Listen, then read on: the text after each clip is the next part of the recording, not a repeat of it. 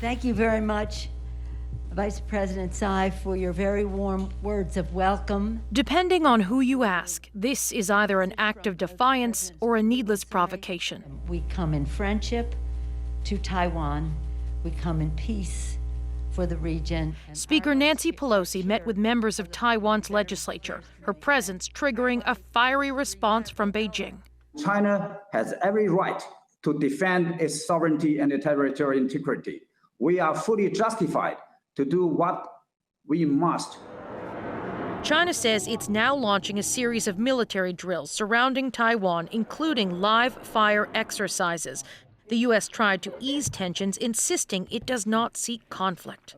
We are prepared to manage what Beijing chooses to do. At the same time, we will not engage in saber rattling. Congressional trips to Taiwan are not unusual, but China lashed out when it learned Pelosi was mulling a visit during a larger tour of Asia. She has a history of speaking out against the Chinese government, visiting Tiananmen Square in 1991.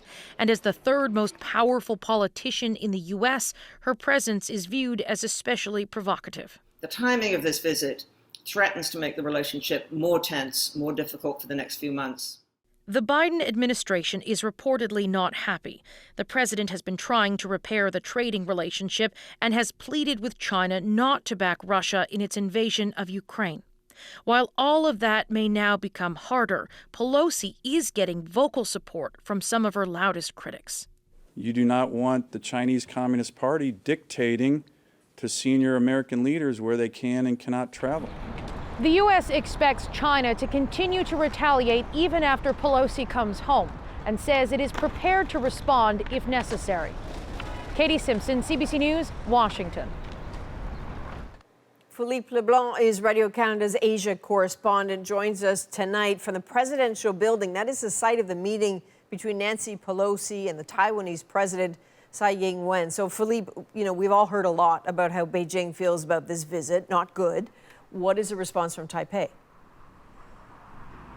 Well, the Taiwanese government is welcoming this delegation with open arms. The United States, after all, are a long-standing friend of Taiwan, but you get a feeling that it's a high-wire act they're trying to pull out.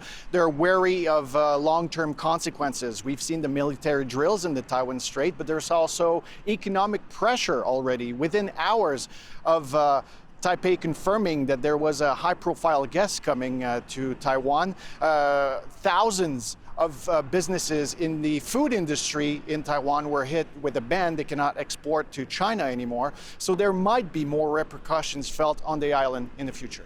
Okay, so there's the official risk-reward assessment. How is all this trickling down to the Taiwanese public? Well, you saw the fanfare. There was dueling protests in front of the hotel where Nancy Pelosi was yesterday, both pro and against her visit. But for a lot of people, they tell me they're not really paying a lot of attention to this visit. They've seen those kind of threats for a long time. And just to give you a sense, Adrienne, yesterday on the all-news cable channel, you had to wait 16 minutes into the newscast to get a Pelosi update. So that means that people were not paying a lot of attention, but now they might. Seeing that the repercussions and the economic pressure will be felt for weeks. All right, Philippe Leblanc in Taiwan tonight. Thank you, Philippe. Thank you.